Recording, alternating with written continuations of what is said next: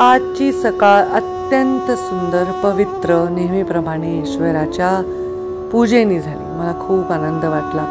ईश्वरानंतर ईश्वरासमान वडिलांचं दर्शन घेतलं। सकाळी फ्रेश बाबा आजचा दिवस चांगला जाऊ दे देवा अशी प्रार्थना केली आणि खूप आनंदाने दिवसाची सुरुवात केली। आणि या दोघी बेला आणि लुना, तुम्हाला याची सगळी कहाणी माहिती आहे। सोनाली ताईंकडनं मी यांना घेतलेलं आहे आणि त्यांना दत्तकच घेतलेलं आहे। आता त्या माझ्याच झालेल्या आहेत। सोनाली ताईंना मात्र त्यांची खूप आठवण येते आणि त्यांनी मला सांगितलं की पंकजाताई कशा आहेत त्या दोघी, बघा किती उंच झाल्या आणि इतक्या बदमाश झालेल्या आहेत। मला फार वेळ मिळत नाही कारण मी खूप व्यस्त असते।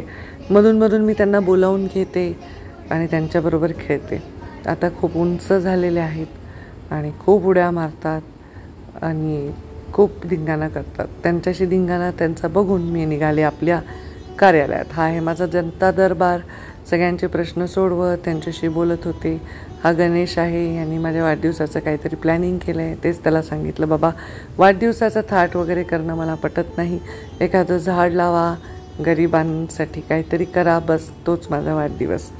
धावत पळत निघाले, अधिवेशनाला पोचले, माझ्या कॅबिनमध्ये गेले, सचिवांबरोबर बसून ब्रीफिंग घेतलं, तिथून पळाले ते सरळ सभागृहात गेले। सभागृहातल्या प्रश्नांना उत्तरं दिली। सकाळपासून ते रात्री 11 वाजेपर्यंत दिवस खूप बिझी गेला।